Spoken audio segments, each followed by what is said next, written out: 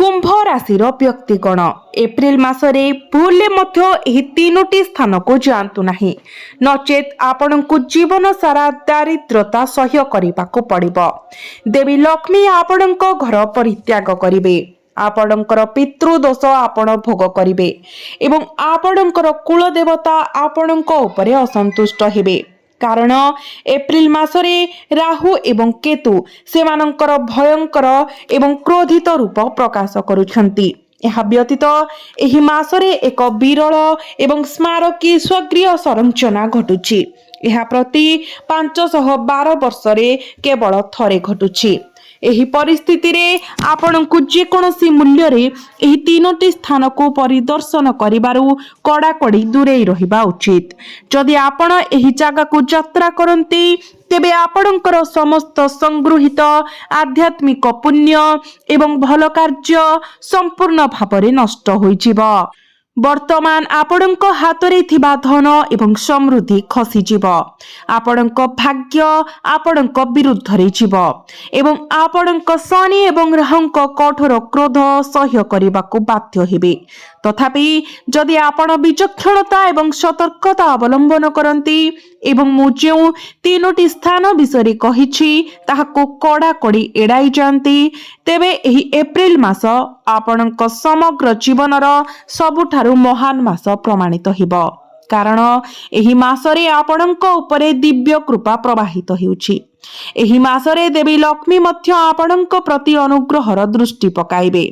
आपण जे कोनोसी प्रयास करिबाकू बाछिबे सेथिरे आपण सफलता पाइबे। आपण जेउठारे पाद देबे धन एवं समृद्धि आपणक आडकू प्रवाहित हेबो। एही मास पई आपणकर भाग्य संपूर्ण भाबरे आपणक सपक्षरे अछि। संप्रति चैत्र पूर्णिमा परे आपण देवी मातांक आशीर्वाद पाइबे। वर्तमान एही एप्रिल मासरे जेतेबेले ग्रीष्म ताप शीर्ष रे पहुंची थाए एवं सूर्यंक किरण प्रबल शक्ति सहित आपणक उपरे झलसे एही प्रचंड गरम आपणकर भाग्य को कष्ट देउथिबा समस्त नकारात्मकता को जाली देबो। आपणकर जीवन रे खुशी एवं धन आनी देबो। जदि आपण एही तीनोटी स्थान को कड़ाकड़ी एड़ाई जानती कारण एही तीनोटी स्थान भयंकर आत्मार छाया द्वारा भूषित एवं प्रबल नकारात्मक शक्ति रे परिपूर्ण। जदि तुमे भूले मध्य एही स्थान गुडी को परिदर्शन कर तुमर निजस्व सकारात्मक शक्ति जहा तुमर स्वाभाविक भावरे भल एवं स्पंदनशील आभा नष्ट होई जिवो एवं एही नकारात्मक शक्ति गुडिक तुम उपरे संपूर्ण प्राधान्य अर्जन करिवे। यह व्यतीत जदि तुमे ही तीनोटी स्थान को परिदर्शन कर तेबे सेठारे रहुथिबा नकारात्मक शक्ति तुमको घर को अनुसरण करी तुमर परिवार रे दारिद्र्य एवं अभाव आनी पारे। फलस्वरूप तुम घरे बास करुथिबा मां अन्नपूर्णा जीवन धारणर देवी असंतोष रे तुम ठारू मुह फेराई नेबे। रोग तुम घर को आक्रांत करि पारे।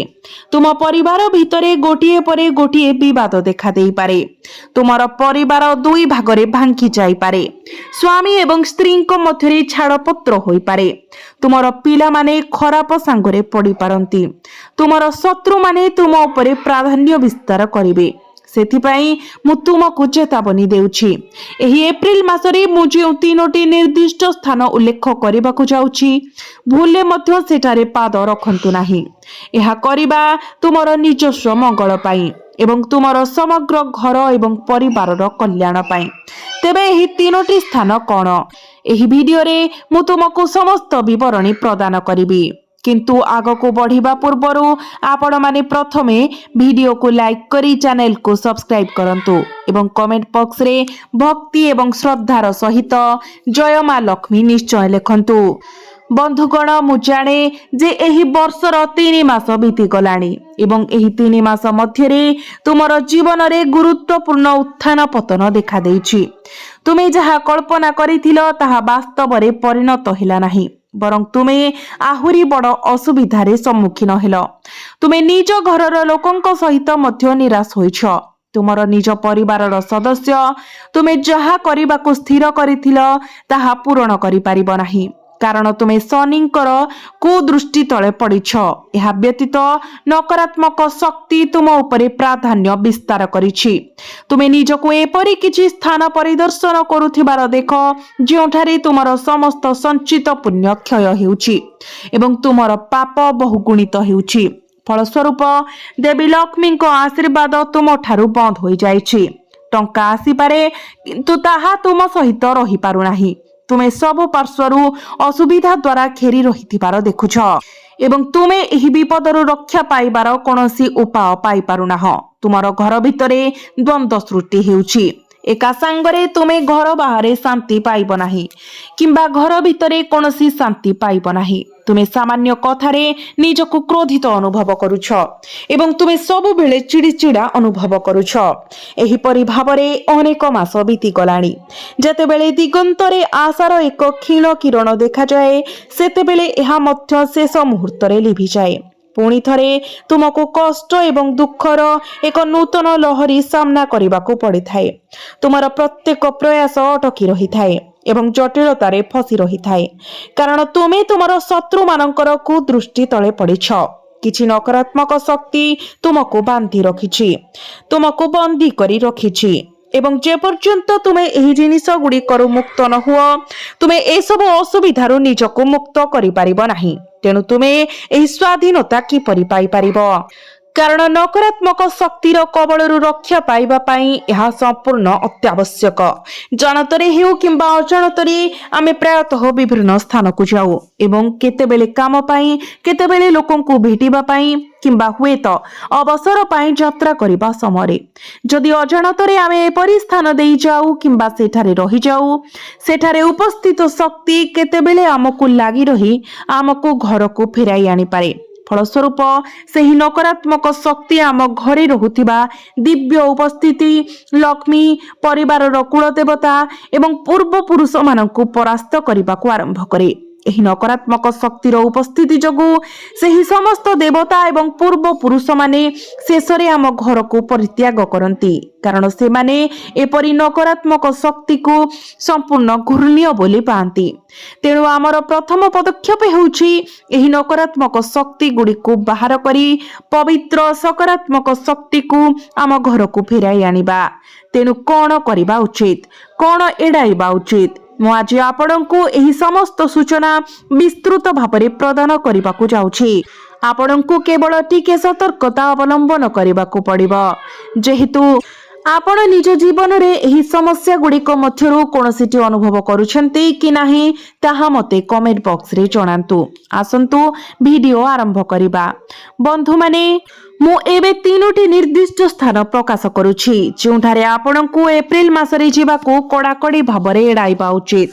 ଭୁଲରେ ମଧ୍ୟ ଅତ୍ୟନ୍ତ ଏକାଗ୍ରତାର ସହିତ ମୋ କଥା ଶୁଣନ୍ତୁ। ପ୍ରତ୍ୟେକ ବିବରଣୀ ଉପରେ ଧ୍ୟାନ ଦିଅନ୍ତୁ। ମୁଁ ତୁମକୁ ଠିକ ଭାବରେ କହିବି ସେହି 3ଟି ସ୍ଥାନ କ'ଣ।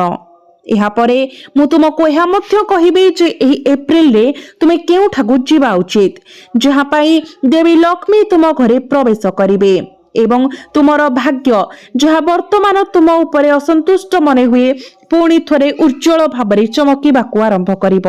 ତୁମ ଘରେ ଧନ ଏବଂ ସମୃଦ୍ଧି ଆଣିବ, ଖୁସି ଆସିବ, ମନର ଶାନ୍ତି ପ୍ରବାହିତ ହେବ। ତୁମେ ରାତିରେ ଗଭୀର ନିଦ୍ରାରେ ଶୋଇପାରିବ। ସମସ୍ତ ମାନସିକ ଚିନ୍ତା ଉଭା ହେବ। ତୁମେ ଆଉ ଅଯଥା କିମ୍ବା ନିରର୍ଥକ ଚିନ୍ତା ଦ୍ୱାରା ଜର୍ଜରିତ ହେବ ନାହିଁ। ମୁଁ ଏହାର ପ୍ରତିକାର ମଧ୍ୟ କହିବି। ବନ୍ଧୁଗଣ, ମୁଁ ଜାଣେ ଯେ ତୁମେ ଏହି 3ଟି ସ୍ଥାନକୁ ବହୁତ ଥର ଯାଅ। ତୁମେ ଏହି 3ଟି ସ୍ଥାନକୁ ବାରମ୍ବାର ଯାଅ କିନ୍ତୁ ତୁମେ ସମ୍ପୂର୍ଣ୍ଣ ଅଜ୍ଞ ରୁହ ଯେପରି କରିବା ଦ୍ୱାରା ତୁମର ଭାଗ୍ୟ ତୁମଠାରୁ ମୁହଁ ଫେରାଇ ନେଉଛି। ତୁମେ ପ୍ରାୟତଃ ଭାବ ମୋ ପାଖରେ ଧନ ଏବଂ ସମୃଦ୍ଧିର ଅଭାବ କାହିଁକି? ମୋ ଘରେ ଏତେ ଅସୁବିଧା କାହିଁକି? ମୁଁ କାହିଁକି ଏପରି ମାନସିକ ଚାପରେ ପୀଡ଼ିତ? ଏହାର କାରଣ ହେଉଛି ଯେ ତୁମେ ବାରମ୍ବାର କିଛି ସ୍ଥାନକୁ ଯାଉଛ ଏବଂ ଏହି ସ୍ଥାନ ଗୁଡ଼ିକର ପ୍ରଭାବ ହିଁ ତୁମ ଜୀବନରେ ଏତେ ଅସୁବିଧା ଆଣୁଛି। ତୁମେ ଏହା ବିଷୟରେ ସମ୍ପୂର୍ଣ୍ଣ ଅଜ୍ଞ, ତଥାପି ତୁମେ ସମାନ ଭୁଲକୁ ବାରମ୍ବାର ଦୋହରାଉଛ କାରଣ ତୁମେ ଏପର୍ଯ୍ୟନ୍ତ ଅଜ୍ଞ ଥିଲ କିନ୍ତୁ ଯଥେଷ୍ଟ ହୋଇଗଲା। ଏବେ ମୁଁ ତୁମକୁ ଏହା କହୁଛି, ତୁମକୁ ସେହି ଭୁଲ କରିବା ବନ୍ଦ କରିବାକୁ ପଡ଼ିବ।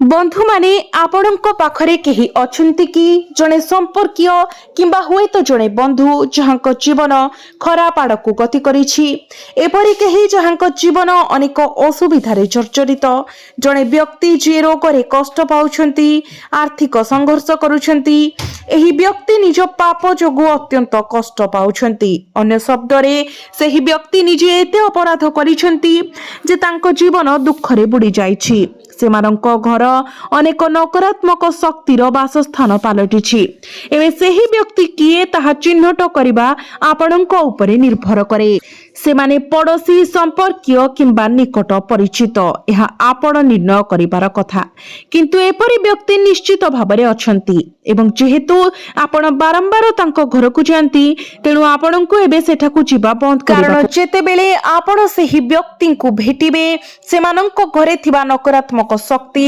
आपणको उपरे लागि रहिबो सेही घरे रहुतिबा समस्त अशुद्ध शक्ति आपणको आडको आकर्षित हेबा आरंभ करिबो सेही घरर दुख जंत्रणा एवं लुह मिलित भावरे एक नकारात्मक आवरण गठन करे एवं सेही आवरण आपणको उपरे स्थिर हुए बंधुगण आपण भाग्यवान आपणकर कर्म फल आपण ईश्वरंक सुरक्षा छाया तले रुहंती ईश्वरंक समर्थन आपणंक सहित अछि आपणकर कुल देवता आपणकर पूर्व पुरुष आपणको आशीर्वाद करूछंती तथापि जेतेबेले आपण एपरि स्थान गुडी को परिदर्शन करंती सेतेबेले सेठारे थिबा नकारात्मक शक्ति आपणकर चारि पाखरे थिबा समस्त सकारात्मक शक्ति को दूरे दियंती तेणु जोठारे नकारात्मक शक्ति परिचालित हुए सेही स्थान गुडी को जीवा बंद करंतु जो घर गुडी को सब बेले दुख एवं समस्या रे बुडी रही थाए जो घरर सदस्य माने निशा सेवन करंती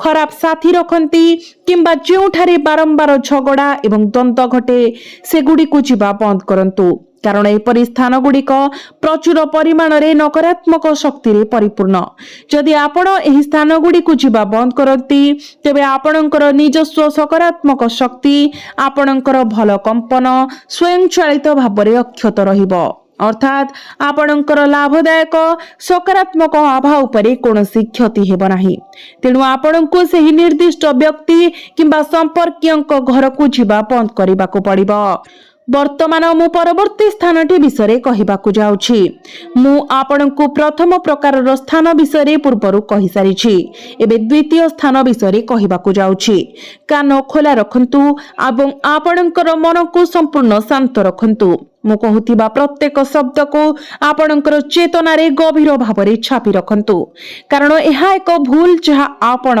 प्रायतः अजाणतरे करंती एक भूल जहां आपणको आपणकर जीवनर बाकी समय पाई रक्तर लुह कंदाई पारे बंधुगण एही एप्रिल मासरे कोनोसी परिस्थिति रे मध्य श्मशान भूमि श्मशान किंबा कोनोसी निर्जन अंचल किंबा छक देई जांतु नाही विशेष करी सूर्यास्त हेबा परे किंबा रातिर अंधार रे मु जाने तुमे पचारि पार गुरुजी आमे सेठाकू काहेकि जीवो एपरि स्थान रे आमर कोन काम किंतु बंधु माने मो कथा सुन प्रातः कामरु फेरिबा समय हुए तो शीघ्र घर को फेरिबा पाई एक शॉर्टकट खोजिबारे किंबा विलंबित राति रे यात्रा करिबा समय तुमे अजाणतरे एपरि रास्ता व्यवहार करूछ एही एप्रिल मासरे ग्रीष्म ऋतुर शिखर समय ठीक जेते बेले राहु एवं केतुंकर सतर्कता सबुठारु तीव्र थाए एही निर्जन एवं भयंकर स्थान गुड़िक अस्थिर आत्मा भयंकर नकारात्मक शक्ति एवं दुष्ट आत्मा मानक पई सीधा सड़क वासस्थान हो जाए जेतेबेले आपण एपरि स्थान गुड़िक दे एकाकी जानती रातिर भयंकर अंधकार मध्यरे किंबा एक निर्जन अपराह्नर भयंकर नीरवता मध्यरे आपणक शरीर भितरे थिबा सकारात्मक शक्ति गुरुतर भाବରେ दुर्बल हो जाए फलस्वरूप सही अंधकार शक्ति गुड़िकर आपण एहा जानि न पारी आपणक पोशाक एवं आपणक शरीर को लागि रही थाए आपणक सहित आपणक घरर पवित्र द्वार देश पार करी एवं तापरे कौन हुए से माने सही पवित्र द्वार देश पार करिबा परे घरे थिबा छोट पिला मानकर स्वास्थ्य हठात खराब हेबाको आरंभ करे आपण एवं आपणकर जीवन साथी राति रे भयंकर दुस्वप्न अनुभव करिबा आरंभ करंती आपण आपणकर छाती रे एक भारीपण अनुभव करंती ଏହା ବ୍ୟତୀତ ରକ୍ତ ଝାଳ ଏବଂ ପରିଶ୍ରମ ମାଧ୍ୟମରେ ଆପଣ ଯେଉଁ ଟଙ୍କା ଅର୍ଜିତ କରିଛନ୍ତି ତାହା ପାଣି ପରି ବହିବା ଆରମ୍ଭ କରେ। ସମ୍ପୂର୍ଣ୍ଣ ଭାବରେ ଚିକିତ୍ସା ଖର୍ଚ୍ଚ ଏବଂ ଔଷଧ ଦ୍ୱାରା ନଷ୍ଟ ହୋଇଯାଏ।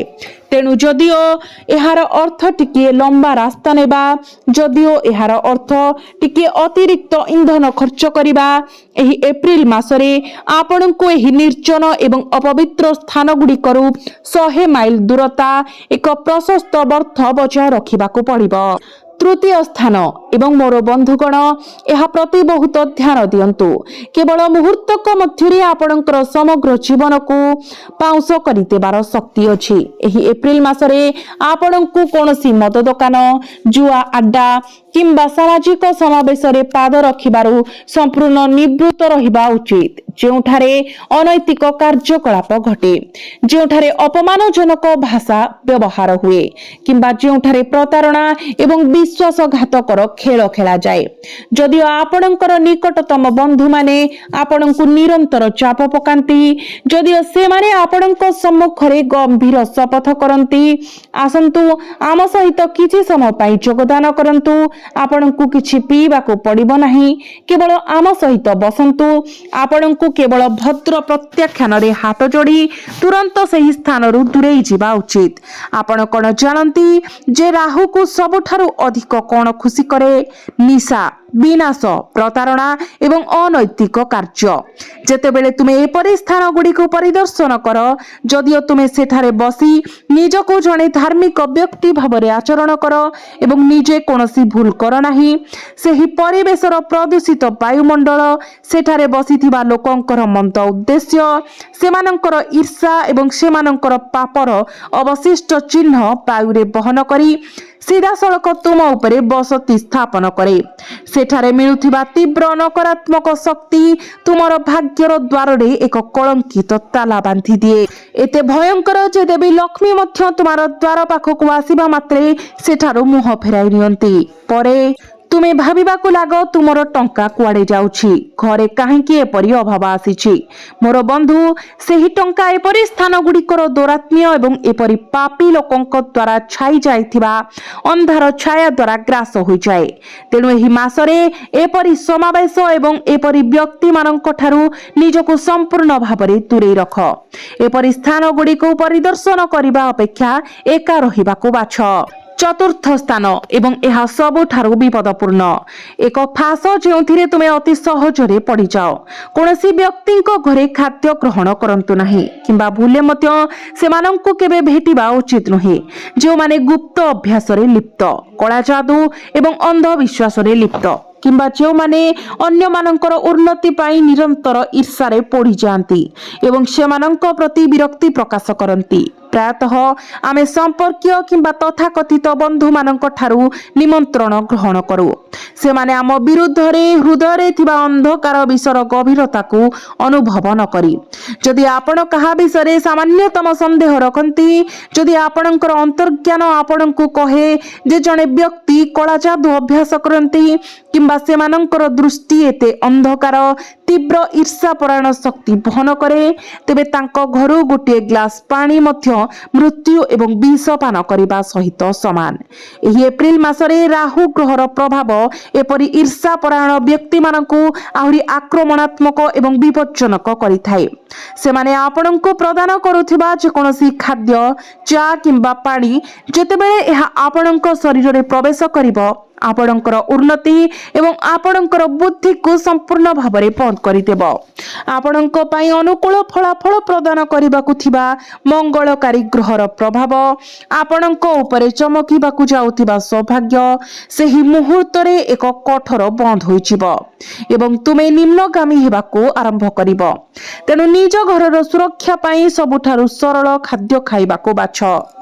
ଏହି ଏପ୍ରିଲ ମାସରେ କୌଣସି ଗଭୀର ନଦୀ, ପୋଖରୀ, ହ୍ରଦ, ସମୁଦ୍ର କିମ୍ବା ଜଳାଶୟ ନିକଟରେ ପିକନିକ୍, ପହଁରିବା କିମ୍ବା କୌଣସି ମନୋରଞ୍ଜନ କାର୍ଯ୍ୟକଳାପ ପାଇଁ ଯାଅ ନାହିଁ। ତୁମେ ଯୁକ୍ତି କରିପାର, ଗୁରୁଜୀ, ଏପ୍ରିଲ ମାସର ପ୍ରଚଣ୍ଡ ଗରମ ଏତେ ତୀବ୍ର, ଆମର ଶରୀର ନିଆଁରେ ଜଳୁଥିବା ପରି ଅନୁଭବ କରେ। ପାଣି ନିକଟରେ ରହିବା ଦ୍ୱାରା ଆଶ୍ୱସ୍ତି ମିଳିଥାଏ, ପହଁରିବା ଆନନ୍ଦ ଆଣିଥାଏ, କିନ୍ତୁ ନା, ଏହିଠାରେ ତୁମେ ପରାସ୍ତ ହେବ ଏବଂ ଏହା ତୁମର ସବୁଠାରୁ ବଡ଼ ଏବଂ ସବୁଠାରୁ ସାଂଘାତିକ ଭୁଲ ପ୍ରମାଣିତ ହେବ। ଏହି ମାସରେ ରାହୁ ଏବଂ ମଙ୍ଗଳ ଗ୍ରହ ସହିତ ଜଡ଼ିତ ଏକ ବିପଦପୂର୍ଣ୍ଣ ଭୟଙ୍କର ଗ୍ରହ ସଂଯୋଜନ ସୃଷ୍ଟି ହେଉଛି। ଏକ ସଂଯୋଜନ ଯାହା ସିଧାସଳଖ ଜଳ ସମ୍ବନ୍ଧୀୟ ଦୁର୍ଘଟଣା ଏବଂ ମୃତ୍ୟୁକୁ ଆମନ୍ତ୍ରଣ କରେ। ଏହି ପ୍ରଚଣ୍ଡ ଉତ୍ତାପ ମଧ୍ୟରେ ଗଭୀର ଜଳଭାଗ ଭୟଙ୍କର ନକାରାତ୍ମକ ଶକ୍ତି ଏବଂ ଜଳ ଆତ୍ମାର ବାସସ୍ଥାନ ହୋଇଯାଏ, ଯାହା ତୁମକୁ ସମ୍ମୋହିତ କରି ସେମାନଙ୍କର ଗଭୀରତାକୁ ଟାଣି ନେଇପାରେ। ତୁମେ ଜଳକୁ ଶାନ୍ତ ଭାବରେ ଅନୁଭବ କରିପାର, କିନ୍ତୁ ଏହାର ଗଭୀରତାରେ ମୃତ୍ୟୁ ତୁମ ପାଇଁ ଅପେକ୍ଷା କରି ରହିଛି। ଅସାବଧାନତାର ଏକ ମୁହୂର୍ତ୍ତ, ହଠାତ୍ ପାଦ ଖସିଯିବା କିମ୍ବା ଜଳର ଗଭୀରତାର ଭୁଲ ବିଚାର ତୁମର ସୁଖୀ ସ୍ପନ୍ଦନଶୀଳ ପରିବାର ଉପରେ ଜୀବନବ୍ୟାପୀ ଶୋକର ଛାୟା ପକାଇପାରେ, ପିଢ଼ିକୁ ଦୁଃଖରେ କାନ୍ଦିବାକୁ ଛାଡ଼ିପାରେ। ଯେଉଁମାନେ ଗଭୀର ଜଳରେ ପ୍ରବେଶ କରନ୍ତି ଦେଖାଣିଆ ପାଇଁ, ସୋସିଆଲ ମିଡିଆ ରିଲ୍ ସୃଷ୍ଟି କରିବା ପାଇଁ କିମ୍ବା ବନ୍ଧୁମାନଙ୍କର ପ୍ରରୋଚନାରେ, ସେମାନଙ୍କୁ ରାହୁଙ୍କ ଦ୍ୱାରା ଏପରି ଚରମ ବିଶ୍ୱାସଘାତକତାର ସମ୍ମୁଖୀନ କରାଯାଏ ଯେ ସେମାନଙ୍କୁ ସୁସ୍ଥ ହେବା କିମ୍ବା ସାହାଯ୍ୟ ପାଇଁ ଚିତ୍କାର କରିବାର ଗୋଟିଏ ସୁଯୋଗ ମଧ୍ୟ ମିଳେ ନାହିଁ। ତେଣୁ ମୋର ବନ୍ଧୁମାନେ, ଏହି ସମ୍ପୂର୍ଣ୍ଣ ମାସ ମଧ୍ୟରେ ଅପରିଚିତ ନଦୀ, ଗଭୀର ପୋଖରୀ ଏବଂ ସମସ୍ତ ଏହିଭଳି ଜଳାଶୟ ଠାରୁ କଡ଼ା ଦୂରତା ବଜାୟ ରଖନ୍ତୁ। ମନେ ରଖନ୍ତୁ, ଯଦି ଆପଣଙ୍କର ଜୀବନ ଅଛି ତେବେ ଆପଣଙ୍କର ବିଶ୍ୱ ଅଛି। ଏହି ସତ୍ୟକୁ କେବେ ଭୁଲନ୍ତୁ ନାହିଁ। ତେଣୁ ବନ୍ଧୁମାନେ, ଏହି 5ଟି ସ୍ଥାନକୁ ଆପଣଙ୍କୁ ଏଡ଼ାଇବାକୁ ପଡ଼ିବ, ଏପରିକି ଆପଣଙ୍କର ସବୁଠାରୁ ବଡ଼ ସ୍ୱପ୍ନରେ ମଧ୍ୟ। ଯଦି ଆପଣ ମୋ ପରାମର୍ଶକୁ ପାଳନ କରନ୍ତି ଏବଂ ଆତ୍ମନିୟନ୍ତ୍ରଣ ବ୍ୟବହାର କରନ୍ତି, ତେବେ ଆପଣଙ୍କର 90% ସମ୍ଭାବ୍ୟ ସଙ୍କଟ ଏବଂ 90% ସମ୍ଭାବ୍ୟ ବିନାଶ ଆପେ ଆପେ ବେଡ଼ାଇଯିବ। ରାହୁ ଏବଂ କେତୁ କେହି ଆପଣଙ୍କୁ ସାମାନ୍ୟତମ କ୍ଷତି ପହଞ୍ଚାଇ ପାରିବେ ନାହିଁ। କିନ୍ତୁ ଏବେ ମୁଁ ତୁମକୁ 3ଟି ଚମତ୍କାର ଏବଂ ଦିବ୍ୟ ସ୍ଥାନ ପ୍ରକାଶ କରିବାକୁ ଯାଉଛି। ଯଦି ତୁମେ ଏହି ଏପ୍ରିଲ ମାସରେ ପରିଦର୍ଶନ କର, ତେବେ ତୁମର ଜୀବନ ସମ୍ପୂର୍ଣ୍ଣ ପରିବର୍ତ୍ତନ ହେବ। ତୁମର ଭାଗ୍ୟକୁ ବନ୍ଦ ରଖିଥିବା କଳଙ୍କିତ ତାଲା ଏପରି ଭାବରେ ଖୋଲିଯିବ ଯେ ତୁମେ ନିଜେ ଆଶ୍ଚର୍ଯ୍ୟ ହୋଇଯିବ। ଦେବୀ ଲକ୍ଷ୍ମୀ ସ୍ୱୟଂ ତୁମ ଘରକୁ ଧାଇଁ ଆସି ତୁମର ଘରେ ସ୍ଥାୟୀ ବାସ କରିବେ। ଏହି ମାସରେ ତୁମେ ପ୍ରଥମେ ଯେଉଁ ସ୍ଥାନକୁ ଯିବା ଉଚିତ ତାହା ହେଉଛି ଯେକୌଣସି ପ୍ରାଚୀନ ଶିବ ମନ୍ଦିର କିମ୍ବା ଶ୍ରୀହରି ବିଷ୍ଣୁଙ୍କୁ ସମର୍ପିତ ମନ୍ଦିର। ଯେତେବେଳେ ତୁମେ ଖାଲି ପାଦରେ ଏକ ଶୀତଳ ପ୍ରାଚୀନ ଶିବ ମନ୍ଦିରରେ ପ୍ରବେଶ କର ଏବଂ ଭକ୍ତିପୂର୍ଣ୍ଣ ହୃଦୟ ସହିତ ଏକ ପାତ୍ର ଥଣ୍ଡା ପାଣି ଏବଂ କିଛି ବେଲପତ୍ର ଶିବଲିଙ୍ଗ ଉପରେ ଅର୍ପଣ କର, ସେହି ମୁହୂର୍ତ୍ତରେ ଅଗଣିତ ଜୀବନ କାଳର ଜମା ହୋଇଥିବା ପାପ, ତୁମର ସମସ୍ତ ଅଭିଶାପ ଧୋଇ ହୋଇଯିବ। ରାହୁ ଏବଂ କେତୁ ସମଗ୍ର ବିଶ୍ୱର ହୃଦୟରେ ଭୟ ସୃଷ୍ଟି କରୁଥିବା ଗ୍ରହ, ନିଜେ ଭଗବାନ ଶିବଙ୍କର ପରମ ଭକ୍ତ ଏବଂ ତାଙ୍କ ଉପସ୍ଥିତିରେ କମ୍ପିତ ହୁଅନ୍ତି। ଯେତେବେଳେ ତୁମେ ଶିବଙ୍କର ଶରଣ ନେଉଛ, ଏହି ଭୟଙ୍କର ଗ୍ରହଗୁଡ଼ିକ ତୁମର ସାମାନ୍ୟତମ କ୍ଷତି କରିପାରନ୍ତି ନାହିଁ, ବରଂ ସେମାନେ ତୁମର ରକ୍ଷକ ଭାବରେ କାର୍ଯ୍ୟ କରିବାକୁ ଆରମ୍ଭ କରନ୍ତି। ମନ୍ଦିରରେ ବ୍ୟାପି ରହିଥିବା ସକାରାତ୍ମକ ଶକ୍ତି ଏବଂ ଘଣ୍ଟି ଆପଣଙ୍କ ଶବ୍ଦର ପବିତ୍ର ପ୍ରତିଧ୍ୱନି ତୁମର ଶରୀର ଏବଂ ମନରୁ ନକାରାତ୍ମକତା ଏବଂ ଅବସାଦର ପ୍ରତ୍ୟେକ ଚିହ୍ନକୁ ବାହାର କରିଦେବ। ମନ୍ଦିର ପାହାଚରେ କିଛି ସମୟ ପାଇଁ ଚୁପଚାପ ବସି ରୁହ, ଆଖି ବନ୍ଦ କର ଏବଂ ହୃଦୟରେ ସମସ୍ତ ଦବିଥିବା ହତାଶା, ସମସ୍ତ ଯନ୍ତ୍ରଣା ଏବଂ ଦାରିଦ୍ର୍ୟର ସମସ୍ତ ଭାର ପ୍ରଭୁ ଭୋଳାନାଥଙ୍କ ନିକଟରେ ଢାଳି ଦିଅ। ତୁମେ ଦେଖିବ ଯେ ଯେତେବେଳେ ତୁମେ ଯିବାକୁ ଉଠିବ, ତୁମେ ଅନୁଭବ କରିବ ଯେପରି ତୁମ କାନ୍ଧରୁ 100 କିଲୋ ଓଜନର ଏକ ଭାରୀ ବୋଝ ଉଠି ଯାଇଛି। ତୁମର ଯେଉଁ କାର୍ଯ୍ୟଗୁଡ଼ିକ ମାସ ମାସ ଧରି ଅଟକି ରହିଥିଲା, ଯେଉଁ ସମସ୍ୟା ଗୁଡ଼ିକ ପାଇଁ ତୁମେ ଲୁହ ଢାଳୁଥିଲ, ଚମତ୍କାର ଭାବେ ତାହା ଆପେ ଆପେ ସମାଧାନ ହେବା ଆରମ୍ଭ କରିଛି। ଦ୍ୱିତୀୟ ସ୍ଥାନ ଯେଉଁଠାକୁ ତୁମେ ଯିବା ଉଚିତ ତାହା ହେଉଛି ଗୋଶାଳା। ଏପ୍ରିଲ ମାସରେ ସୂର୍ଯ୍ୟ ଦେବତା ଅଗ୍ନି ନିଶ୍ୱାସ ନିଅନ୍ତି ଏବଂ ତାପ ଏହାର ସର୍ବୋଚ୍ଚ ସ୍ତରରେ ପହଞ୍ଚିଥାଏ। ଏପରି ପରିସ୍ଥିତିରେ ପଶୁ, ପକ୍ଷୀ ଏବଂ ଅଭାବୀ ପିଲାମାନଙ୍କୁ ପାଣି ଏବଂ ଖାଦ୍ୟର ଅତ୍ୟନ୍ତ ଆବଶ୍ୟକତା ରହିଛି। ଯେତେବେଳେ ଆପଣ ଏହି ମାସରେ କୌଣସି ଗୋଶାଳା ପରିଦର୍ଶନ କରନ୍ତି ଏବଂ ନିଜ ହାତରେ ଗୋମାତାଙ୍କୁ ସବୁଜ ଚାରା ଖୁଆଇ ଦିଅନ୍ତି କିମ୍ବା ଥଣ୍ଡା ପାଣି ପିଇବାକୁ ଦିଅନ୍ତି, ସେତେବେଳେ 33 କୋଟି ଦେବଦେବୀଙ୍କ ପ୍ରତ୍ୟେକ ଆଶୀର୍ବାଦ ସିଧାସଳଖ ତୁମର ଭାଗ୍ୟ ଖାତାରେ ଜମା ହୋଇଯାଏ। କର୍ମଫଳଦାତା ଭଗବାନ ଶନି ଏହି ନିଃସ୍ୱାର୍ଥପର ସେବା ଦ୍ୱାରା ଏତେ ପ୍ରସନ୍ନ ହୁଅନ୍ତି ଯେ ଆପଣଙ୍କ 7.5 ଏବଂ ଶନି ଢେଆ ସମୟରେ ଗମ୍ଭୀର ପ୍ରତିକୂଳ ପ୍ରଭାବ ଯାହା ଆପଣଙ୍କୁ ବହୁତ କଷ୍ଟ ଦେଉଥିଲା ତାହା ସମ୍ପୂର୍ଣ୍ଣ ଭାବରେ ନିଷ୍କ୍ରିୟ ହୋଇଯାଏ। ବିକଳ୍ପ ଭାବରେ ଏକ ଅନାଥାଶ୍ରମ କିମ୍ବା ଏକ ବଞ୍ଚିତ ପଡ଼ୋଶୀ ପରିଦର୍ଶନ କରନ୍ତୁ ଏବଂ ଛୋଟ ପିଲାମାନଙ୍କୁ ମିଠା ପ୍ରଦାନ କରନ୍ତୁ। ସେହି ନିଷ୍ପାପ ପିଲାମାନଙ୍କର ମୁହଁକୁ ଆଲୋକିତ କରୁଥିବା ପ୍ରକୃତ ହସ ଏବଂ ଏକ ସନ୍ତୁଷ୍ଟ ଗୋମାତାଙ୍କର ନିର୍ଗତ ହୃଦୟସ୍ପର୍ଶୀ ଆଶୀର୍ବାଦ ଆପଣଙ୍କର ସମସ୍ତ ଅଟକିଥିବା କିମ୍ବା ସମସ୍ୟାପୂର୍ଣ୍ଣ ଘଟଣାଗୁଡ଼ିକର ସମାଧାନ କରିବ। ଏହି ଏପ୍ରିଲ ମାସରେ ତୁମର ସମଗ୍ର ପରିବାର ସହିତ ତୁମର ପାରିବାରିକ ଦେବତା ତୁମ କୁଳ ଦେବତାଙ୍କର ମନ୍ଦିର କିମ୍ବା ପୈତୃକ ମନ୍ଦିର ପରିଦର୍ଶନ କରିବା ପାଇଁ କିଛି ସମୟ ବାହାର କର। ଯଦି ମନ୍ଦିର ତୁମ ପାଇଁ ସେଠାକୁ ଯାତ୍ରା କରିବା ପାଇଁ ବହୁତ ଦୂରରେ ଅବସ୍ଥିତ ତେବେ ତୁମର ନିଜ ଘର ଭିତରେ ଏକ ସଫା କୋଣ ନିର୍ଦ୍ଦିଷ୍ଟ କର। ଘିଅ ଶୁଦ୍ଧ ଘିଅର ଏକ ଦୀପ ଜାଳ ଏବଂ ସେମାନଙ୍କ ସମ୍ମାନାର୍ଥେ ଏକ ବିଶେଷ ପୂଜା ଉତ୍ସବ କର। ଯେତେବେଳେ ତୁମର କୁଳ ଦେବତା ପ୍ରସନ୍ନ ହୁଅନ୍ତି ସେତେବେଳେ ପୃଥିବୀର କୌଣସି ନକାରାତ୍ମକ ଶକ୍ତି କୌଣସି ଯାଦୁବିଦ୍ୟା କୌଣସି ଆତ୍ମା କିମ୍ବା ଭୂତ କିମ୍ବା କୌଣସି ଗ୍ରହ ସଂଯୋଜନର ପ୍ରତିକୂଳ ପ୍ରଭାବ ତୁମର କୌଣସି କ୍ଷତି କରିପାରିବ ନାହିଁ। ସେମାନେ ତୁମର ଘର ଏବଂ ତୁମର ବଂଶର ପ୍ରାଥମିକ ରକ୍ଷକ ଭାବରେ କାର୍ଯ୍ୟ କରନ୍ତି। ଯେତେବେଳେ ତୁମେ ସେମାନଙ୍କର ଭୁଲ ଏବଂ ଅପରାଧ ପାଇଁ କ୍ଷମା ମାଗିବ ଏବଂ ସେମାନଙ୍କର ଆଶୀର୍ବାଦ ପାଇବା ପାଇଁ ସେମାନଙ୍କର ମନ୍ଦିରକୁ ଯିବ ସେତେବେଳେ ତୁମର ଘରେ ଥିବା ସବୁଠାରୁ ଗମ୍ଭୀର ବାସ୍ତୁଦୋଷ ଦୈନନ୍ଦିନ କଳହ ଏବଂ ଆର୍ଥିକ କଷ୍ଟ ସହିତ ସବୁଦିନ ପାଇଁ ଅଦୃଶ୍ୟ ହୋଇଯିବ। ତୁମ ପରିବାରରେ ଏକତା ପୁଣି ଥରେ ଫେରିଆସିବ। ତୁମର ଧନ ଏବଂ ପ୍ରଚୁରତାର ଭଣ୍ଡାର ଏପରି ପରିପୂର୍ଣ୍ଣ ହେବ ଯେ ଆଗାମୀ ପିଢ଼ି ସେମାନଙ୍କ ଉପରେ ନିର୍ଭର କରିପାରିବ। ତେଣୁ ବନ୍ଧୁଗଣ ଏହା ସମ୍ପୂର୍ଣ୍ଣ ଗୁପ୍ତ ସୂଚନା ଥିଲା ଯାହା ତୁମକୁ ଏହି ଏପ୍ରିଲରେ ରାଜାରୁ ରଙ୍କ ଅବସ୍ଥାକୁ ଖସାଇବାରୁ ରକ୍ଷା କରିବ ଏବଂ ତୁମର ଅଭାବକୁ ଦୂର କରି ତୁମକୁ ପୁଣି ଥରେ ଜଣେ ଚରିତ୍ରରୁ ରାଜାରେ ପରିଣତ କରିବ। ଏବେ ନିଷ୍ପତ୍ତି ସମ୍ପୂର୍ଣ୍ଣ ଭାବରେ ତୁମ ହାତରେ।